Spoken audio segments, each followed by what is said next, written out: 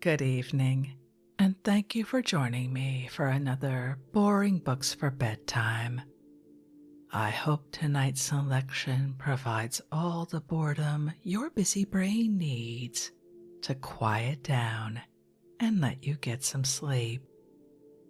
Before we begin, I'd like to give a special shout out of thanks to some new members of our Patreon family: Diane, Sydney, Courtney Jane, Angela, Kim, Eileen, and Katrina. Thank you all so much for supporting this podcast. By becoming members of Patreon, you help us remain 100% listener supported and ad-free for everyone, and it's very much appreciated. And because you joined in the month of December, you and everyone else who supports us through Patreon or with a one-time tip through buymeacoffee.com will be entered in this month's special holiday giveaway, which has 7 prizes this year. You'll find more about that and the perks available to subscribers in the link to Patreon in the show description. I hope you'll take a moment to check that out. Now, let's read and relax. Find a comfortable spot. Adjust your volume. Take a nice deep breath in. Let it out slowly. And off we go. Tonight, let's relax with more from this amusing travelogue, Travels with a Donkey in the Cevennes by Robert Louis Stevenson. First published in 1879. Let's pick up right where we left off, in the mountains of France. Let's begin. Our Lady of the Snows. Father Apollinaris. Next morning, Thursday the 26th of September, I took the road in a new order. The sack was no longer doubled, but hung at full length across the saddle, a green sausage 6 feet long, with a tuft of blue wool hanging out of either end. It was more picturesque.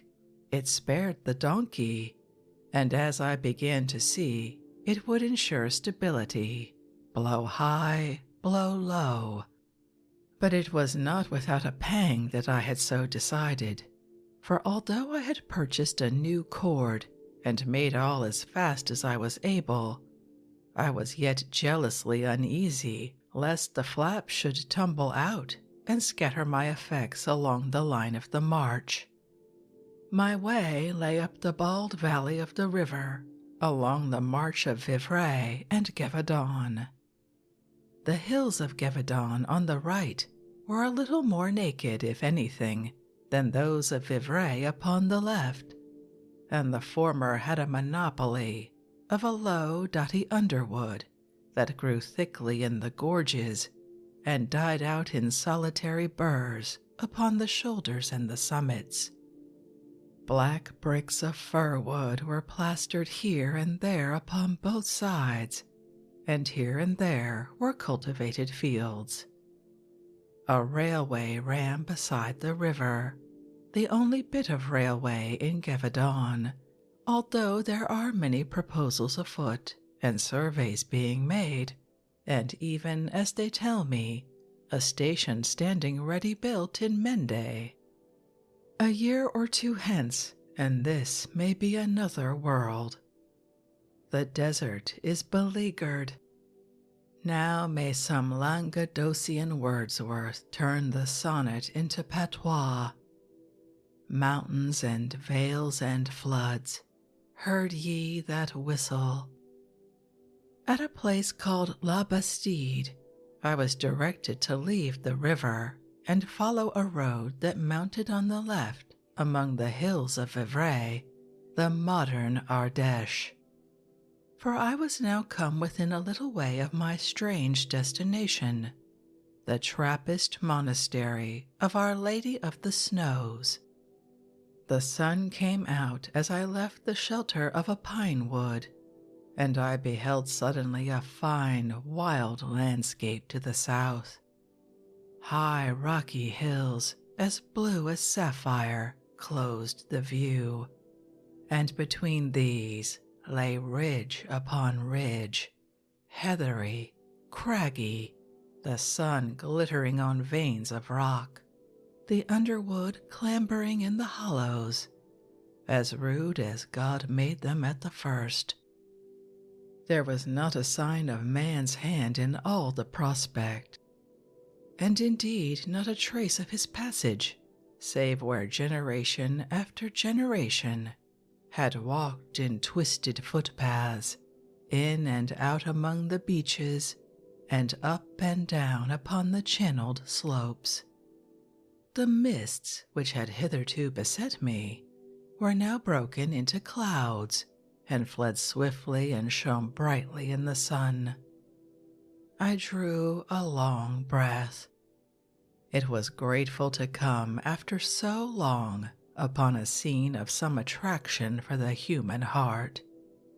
I own I like definite form in what my eyes are to rest upon, and if landscapes were sold, like the sheets of characters of my boyhood, 1 penny plain and 2 pence colored, I should go the length of 2 pence every day of my life.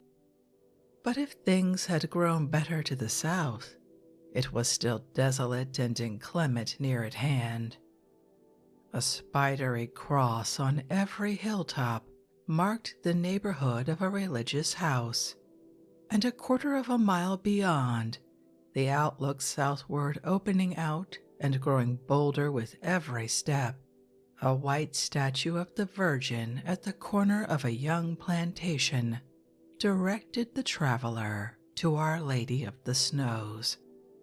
Here, then, I struck leftward and pursued my way, driving my secular donkey before me, and creaking in my secular boots and gaiters towards the asylum of silence.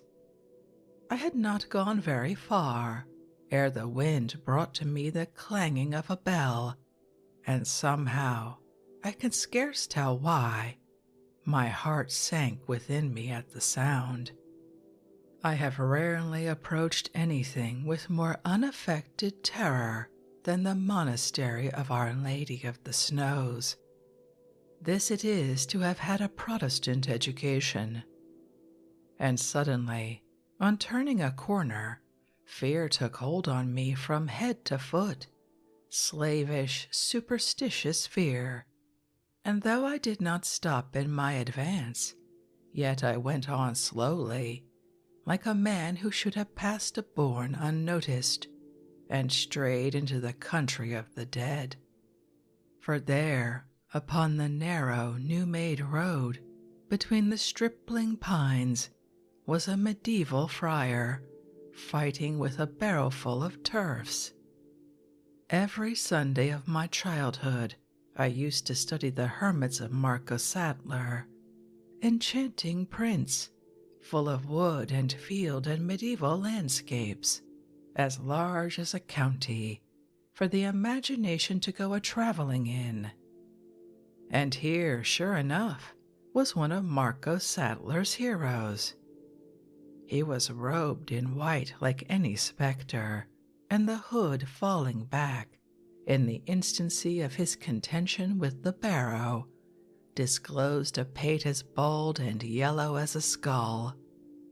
He might have been buried any time these 1,000 years, and all the lively parts of him resolved into earth and broken up with the farmer's harrow.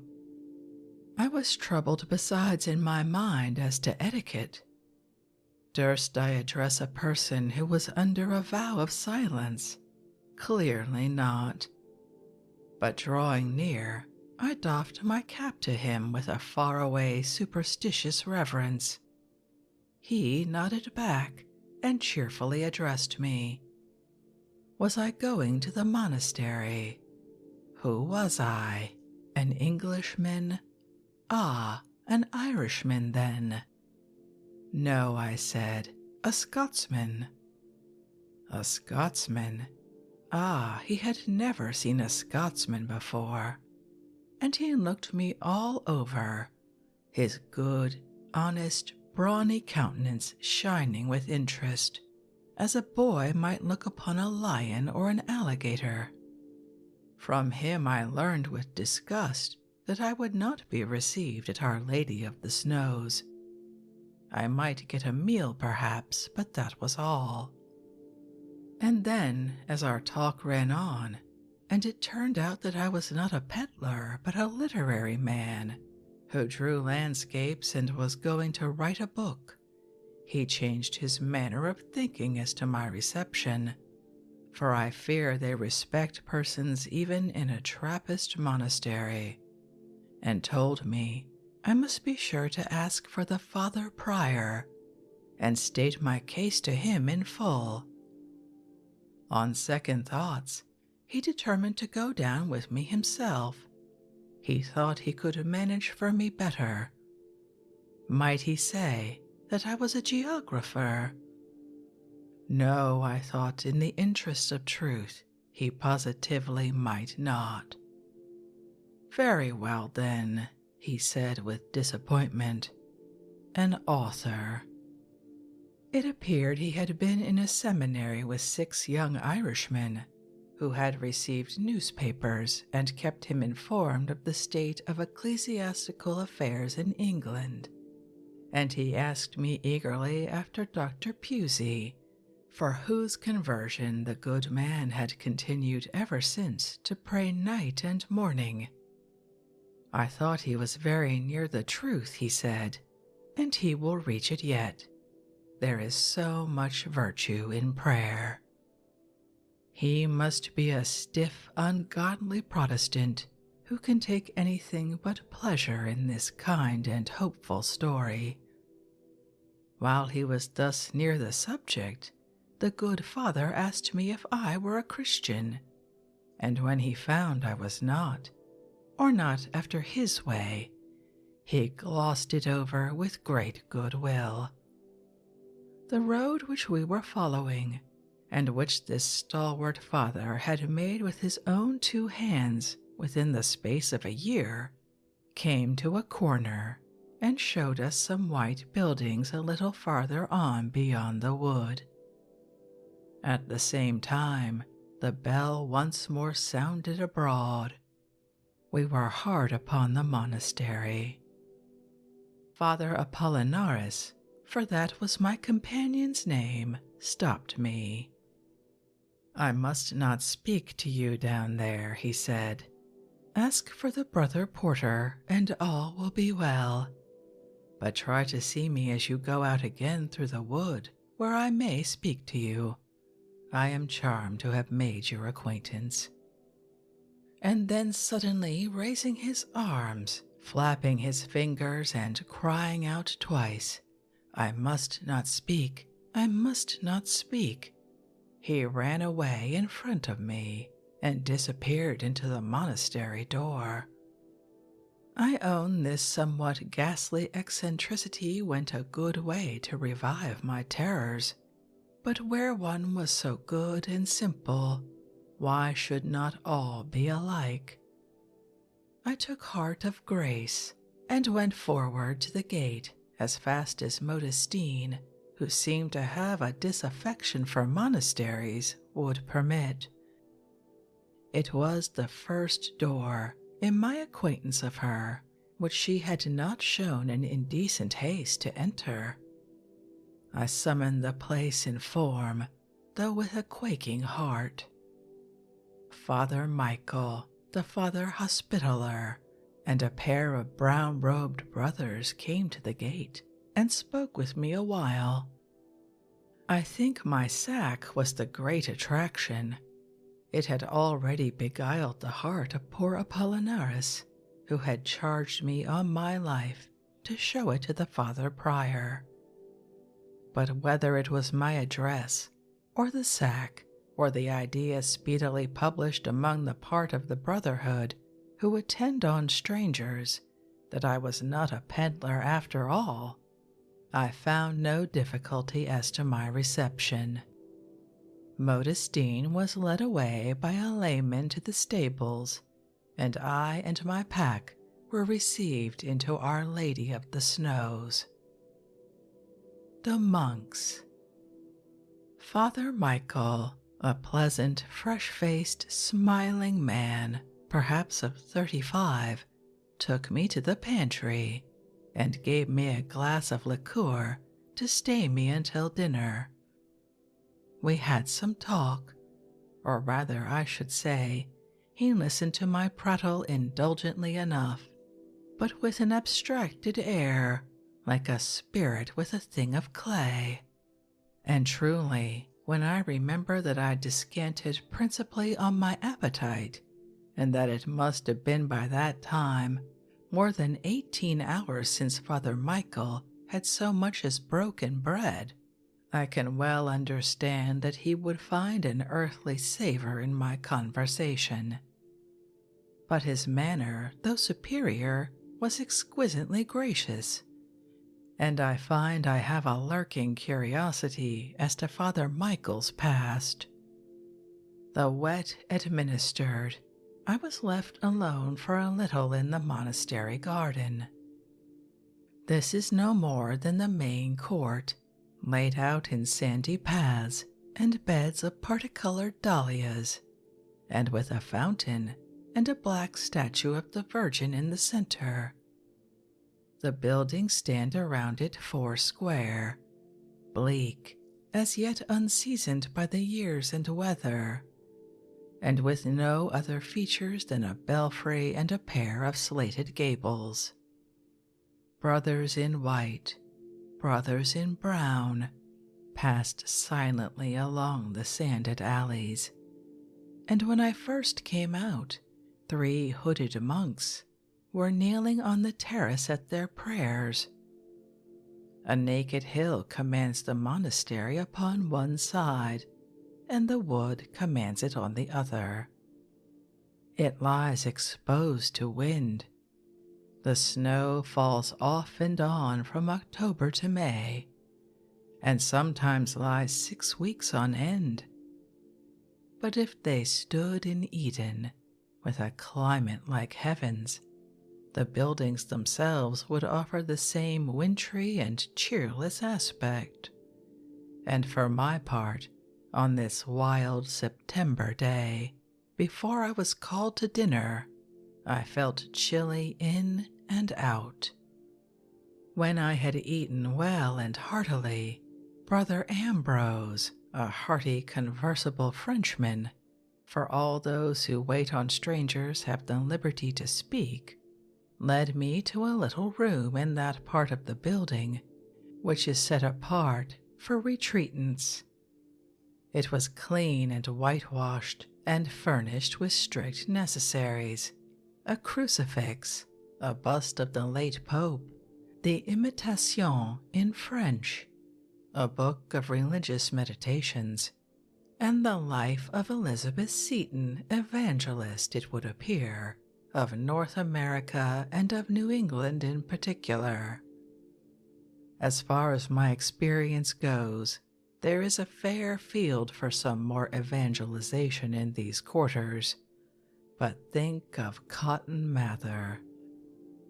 I should like to give him a reading of this little work in heaven, where I hope he dwells, but perhaps he knows all that already, and much more. And perhaps he and Mrs. Seton are the dearest friends, and gladly unite their voices in the everlasting psalm. Over the table, to conclude the inventory of the room, hung a set of regulations for the retreatants, what services they should attend, when they were to tell their beads or meditate, and when they were to rise and go to rest. At the foot was a notable nota bene. Free time should be spent in the examining of conscience, in confession, and in making good resolutions, etc. To make good resolutions, indeed, you might talk as fruitfully of making the hair grow on your head. I had scarce explored my niche when Brother Ambrose returned. An English boarder, it appeared, would like to speak to me. I professed my willingness, and the friar ushered in a fresh young little Irishman of 50, a deacon of the church, arrayed in strict canonicals, and wearing on his head what, in default of knowledge, I can only call the ecclesiastical shako. He had lived 7 years in retreat at a convent of nuns in Belgium, and now 5 at Our Lady of the Snows. He never saw an English newspaper. He spoke French imperfectly, and had he spoken it like a native, there was not much chance of conversation where he dwelt. With this, he was a man eminently sociable, greedy of news, and simple-minded like a child. If I was pleased to have a guide about the monastery, he was no less delighted to see an English face and hear an English tongue. He showed me his own room, where he passed his time among breviaries, Hebrew Bibles, and the Waverley novels. Thence he led me to the cloisters, into the chapter house, through the vestry, where the brothers' gowns and broad straw hats were hanging up, each with his religious name upon a board, names full of legendary suavity and interest, such as Basil, Hilarion, Raphael, or Pacifique, into the library, where were all the works of Voyot and Chateaubriand, and the odes et ballades, if you please, and even Molière, to say nothing of innumerable fathers, and a great variety of local and general historians. Thence my good Irishman took me round the workshops, where brothers bake bread, and make cartwheels, and take photographs, where one superintends a collection of curiosities, and another a gallery of rabbits. For in a Trappist monastery, each monk has an occupation of his own choice, apart from his religious duties and the general labors of the house. Each must sing in the choir, and join in the haymaking if he has a hand to stir, but in his private hours, although he must be occupied, he may be occupied on what he likes. Thus I was told that one brother was engaged with literature, while Father Apollinaris busies himself in making roads, and the abbot employs himself in binding books. It is not so long since this abbot was consecrated, by the way, and on that occasion, by a special grace, his mother was permitted to enter the chapel and witness the ceremony of consecration.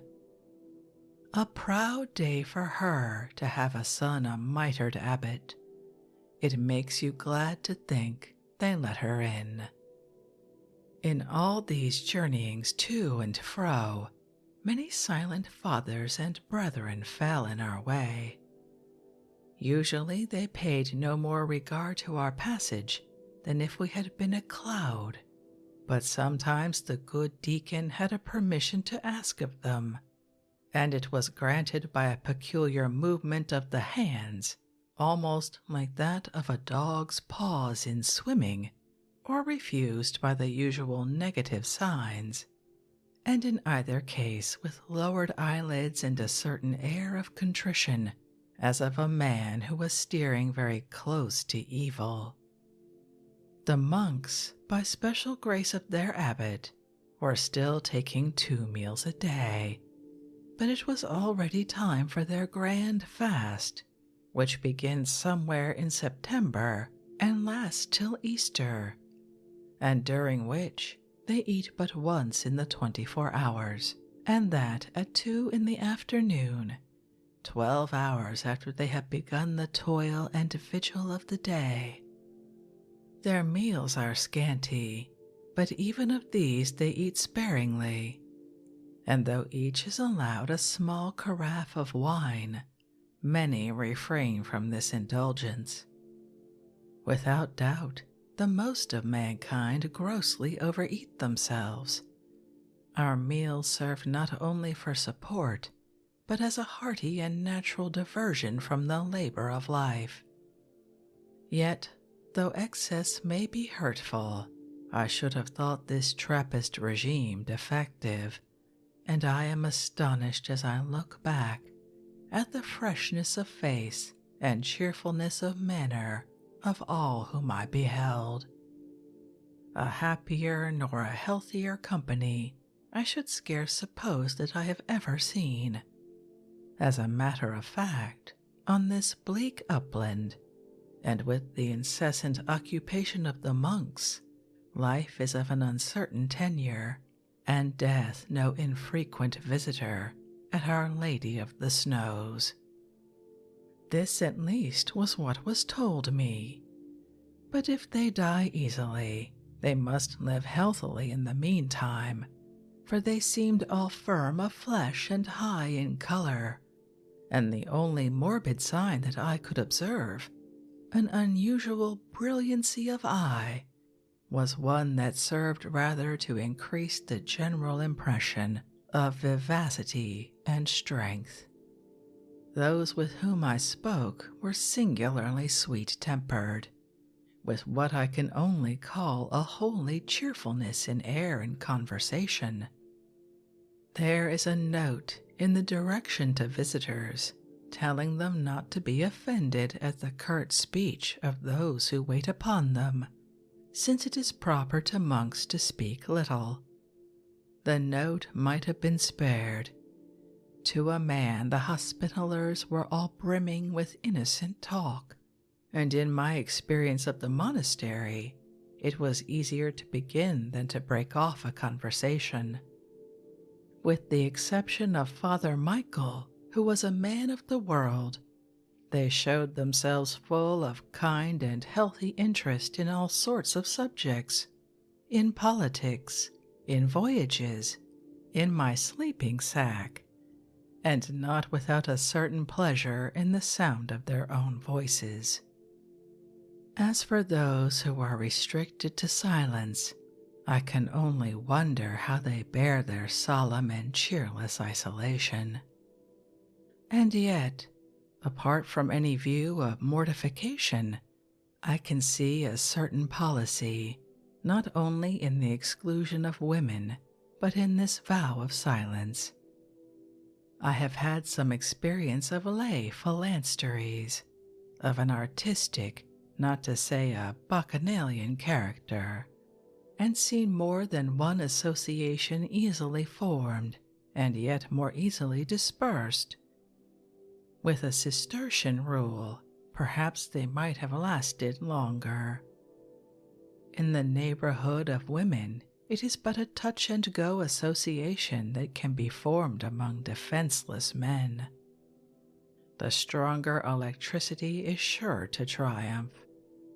The dreams of boyhood, the schemes of youth, are abandoned after an interview of 10 minutes, and the arts and sciences and professional male jollity deserted at once for 2 sweet eyes and a caressing accent. And next after this, the tongue is the great divider. I am almost ashamed to pursue this worldly criticism of a religious rule, but there is yet another point in which the Trappist order appeals to me as a model of wisdom. By 2 in the morning, the clapper goes upon the bell, and so on hour by hour, and sometimes quarter by quarter, till 8, the hour of rest. So infinitesimally is the day divided among different occupations. The man who keeps rabbits, for example, hurries from his hutches to the chapel, the chapter room, or the refectory all day long. Every hour he has an office to sing, a duty to perform. From 2 when he rises in the dark till 8 when he returns to receive the comfortable gift of sleep, he is upon his feet and occupied with manifold and changing business. I know many persons, worth several thousands in the year, who are not so fortunate in the disposal of their lives. Into how many houses would not the note of the monastery bell, dividing the day into manageable portions, bring peace of mind and healthful activity of body? We speak of hardships, but the true hardship is to be a dull fool and permitted to mismanage life in our own dull and foolish manner. From this point of view, we may perhaps better understand the monk's existence. A long novitiate and every proof of constancy of mind and strength of body is required before admission to the order, but I could not find that many were discouraged. In the photographer's studio, which figures so strangely among the outbuildings, my eye was attracted by the portrait of a young fellow in the uniform of a private of foot. This was one of the novices who came of the age for service, and marched and drilled and mounted guard for the proper time among the garrison of Algiers. Here was a man who had surely seen both sides of life before deciding. Yet as soon as he was set free from service, he returned to finish his novitiate. This austere rule entitles a man to heaven as by right. When the Trappist sickens, he quits not his habit. He lies in the bed of death as he has prayed and labored in his frugal and silent existence, and when the liberator comes, at the very moment, even before they have carried him in his robe to lie his little last in the chapel among continual chantings, joy bells break forth as if for a marriage from the slated belfry, and proclaim throughout the neighborhood that another soul has gone to God. At night, under the conduct of my kind Irishman, I took my place in the gallery to hear Compline and Salve Regina, with which the Cistercians bring every day to a conclusion. There were none of those circumstances which strike the Protestant as childish or as tawdry in the public offices of Rome. A stern simplicity, heightened by the romance of the surroundings, spoke directly to the heart. I recall the whitewashed chapel, the hooded figures in the choir, the lights alternately occluded and revealed, the strong, manly singing, the silence that ensued, the sight of cowled heads bowed in prayer, and then the clear, trenchant beating of the bell, breaking in to show that the last office was over and the hour of sleep had come. And when I remember, I am not surprised that I made my escape into the court with somewhat whirling fancies, and stood like a man bewildered in the windy, starry night. But I was weary, and when I had quieted my spirits with Elizabeth Seton's memoirs, a dull work, the cold and the raving of the wind among the pines, for my room was on that side of the monastery which adjoins the woods, disposed me readily to slumber. I was wakened at black midnight, as it seemed, though it was really 2 in the morning, by the first stroke upon the bell. All the brothers were then hurrying to the chapel. The dead in life at this untimely hour were already beginning the uncomforted labors of their day. The dead in life, there was a chill reflection. And the words of a French song came back into my memory, telling of the best of our mixed existence. Qu'état de belle fille, giroflée, girofla. Qu'état de belle fille, l'amour le comptera. And I blessed God that I was free to wander, free to hope, and free to love. The boarders. But there was another side to my residence at Our Lady of the Snows. At this late season, there were not many boarders, and yet I was not alone in the public part of the monastery. This itself is hard by the gate, with a small dining room on the ground floor, and a whole corridor of cells similar to mine upstairs. I have stupidly forgotten the board for a regular retreatant, but it was somewhere between 3 and 5 francs a day, and I think most probably the first. Chance visitors like myself might give what they chose as a free will offering, but nothing was demanded. I may mention that when I was going away, Father Michael refused 20 francs as excessive. I explained the reasoning which led me to offer him so much, but even then, from a curious point of honor, he would not accept it with his own hand. I have no right to refuse for the monastery, he explained, but I should prefer if you would give it to one of the brothers. I had dined alone because I arrived late, but at supper I found 2 other guests. One was a country parish priest who had walked over that morning from the seat of his curé near Mende to enjoy 4 days of solitude and prayer. He was a grenadier in person, with the hale color and circular wrinkles of a peasant, and as he complained much of how he had been impeded by his skirts upon the march, I have a vivid fancy portrait of him striding along, upright, big-boned, with kilted cassock, through the bleak hills of Gévaudan. The other was a short, grizzling, thick-set man, from 45 to 50, dressed in tweed with a knitted spencer, and the red ribbon of a decoration in his buttonhole. This last was a hard person to classify. He was an old soldier who had seen service and risen to the rank of commandant, and he retained some of the brisk, decisive manners of the camp.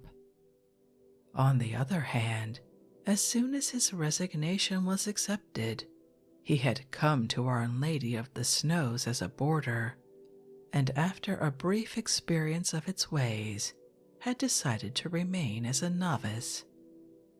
Already the new life was beginning to modify his appearance. Already he had acquired somewhat of the quiet and smiling air of the brethren, and he was as yet neither an officer nor Trappist, but partook of the character of each. And certainly here was a man in an interesting nick of life. Out of the noise of cannon and trumpets, he was in the act of passing into this still country bordering on the grave, where men sleep nightly in their grave clothes and like phantoms communicate by signs. At supper we talked politics.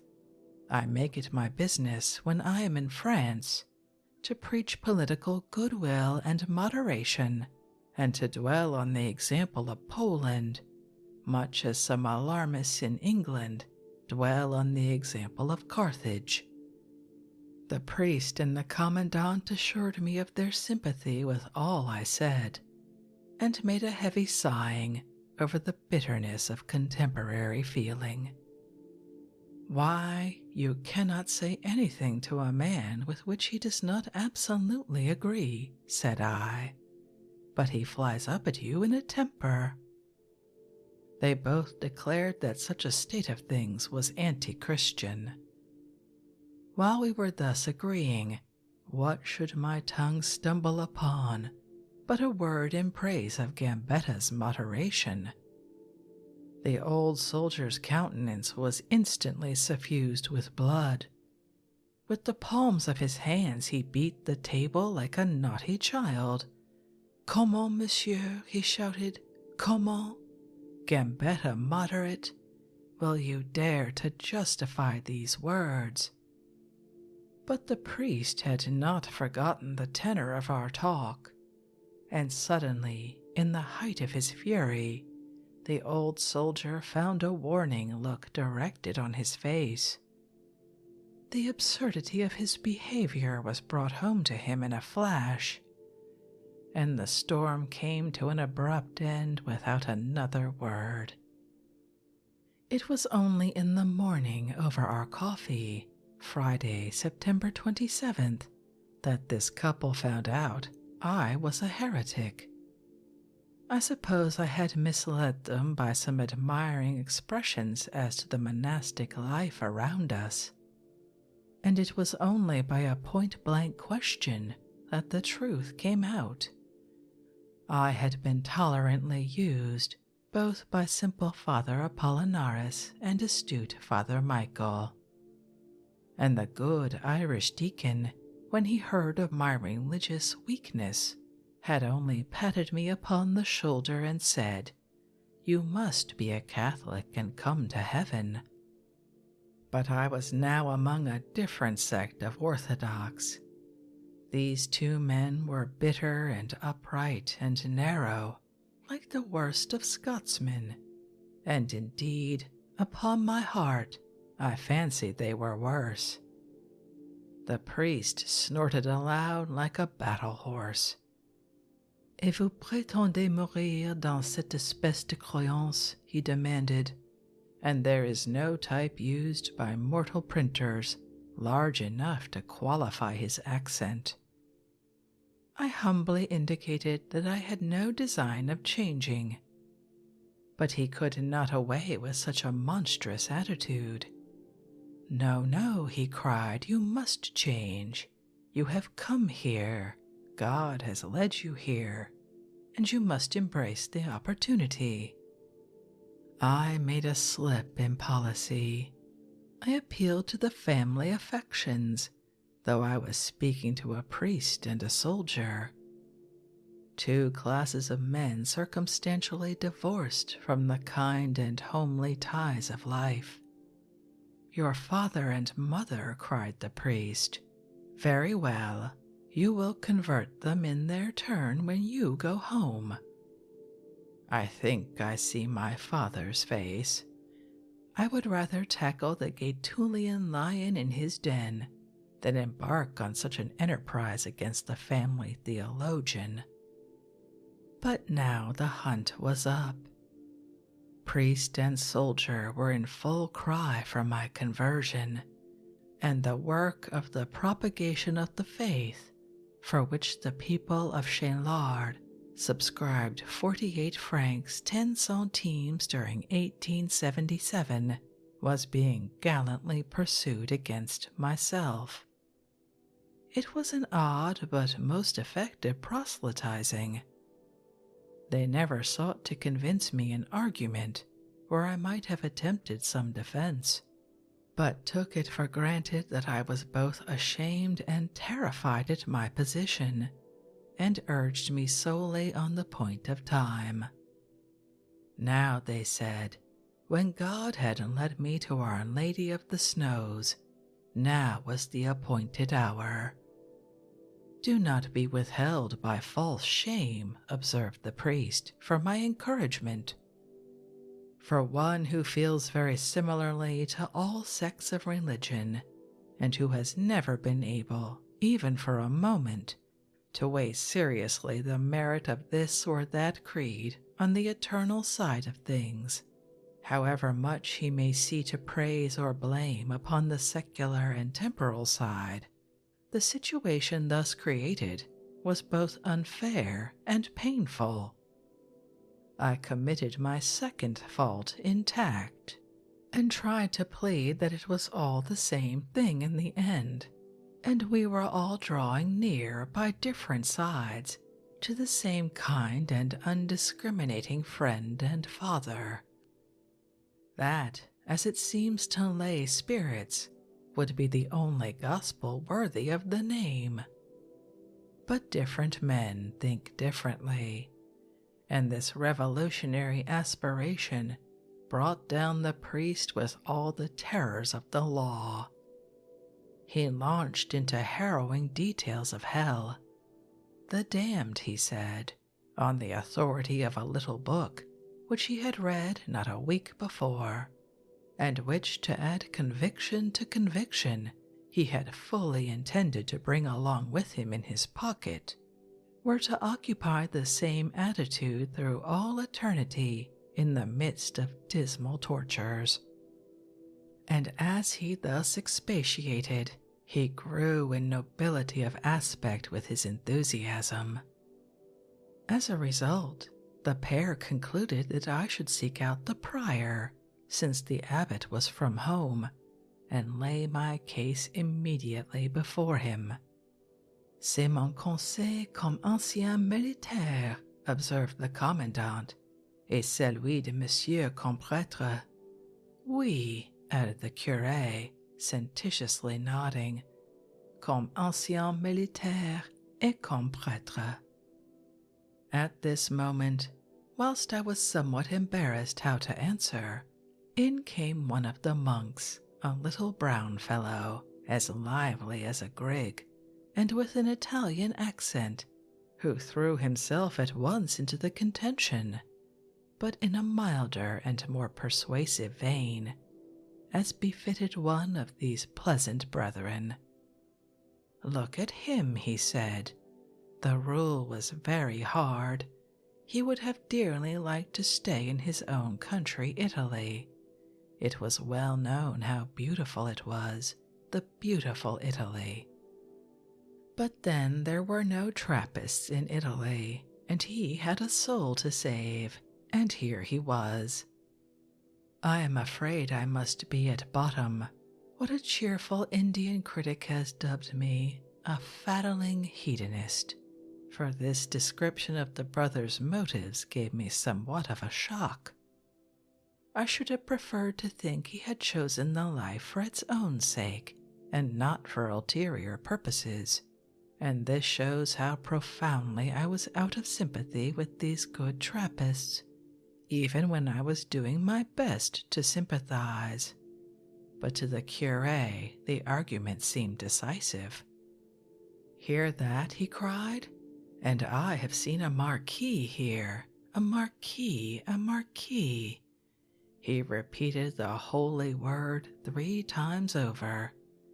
"And other persons high in society, and generals. And here at your side is this gentleman, who has been so many years in armies, decorated, an old warrior. And here he is, ready to dedicate himself to God." I was by this time so thoroughly embarrassed that I pled cold feet and made my escape from the apartment. It was a furious windy morning, with a sky much cleared, and long and potent intervals of sunshine, and I wandered until dinner in the wild country towards the east, sorely staggered and beaten upon by the gale, but rewarded with some striking views. At dinner, the work of the propagation of the faith was recommenced, and on this occasion still more distastefully to me. The priest asked me many questions as to the contemptible faith of my fathers, and received my replies with a kind of ecclesiastical titter. "Your sect," he said once, "for I think you will admit it would be doing it too much honor to call it a religion." "As you please, monsieur," said I. "La parole est à vous." At length I grew annoyed beyond endurance, and although he was on his own ground, and what is more to the purpose, an old man, and so holding a claim upon my toleration, I could not avoid a protest against this uncivil usage. He was sadly discountenanced. "I assure you," he said, "I have no inclination to laugh in my heart. I have no other feeling but interest in your soul." And there ended my conversion. Honest man, he was no dangerous deceiver, but a country parson full of zeal and faith. Long may he tread Gevaudan with his kilted skirts, a man strong to walk and strong to comfort his parishioners in death. I dare say he would beat bravely through a snowstorm where his duty called him, but it is not always the most faithful believer who makes the cunningest apostle.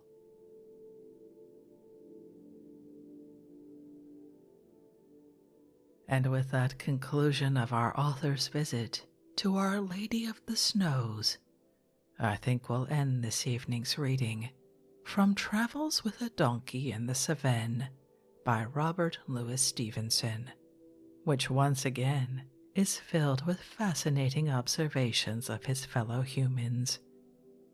I hope you enjoyed that.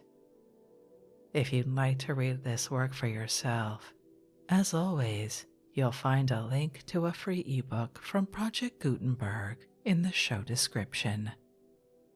If you'd like to connect, suggest a boring book you'd like to hear read, or request more from one we've already started, you can drop me an email via our website, www.boringbookspod.com. It's always a pleasure to hear from you. Thank you so much for joining me for this evening's reading. Until our next boring book, good night.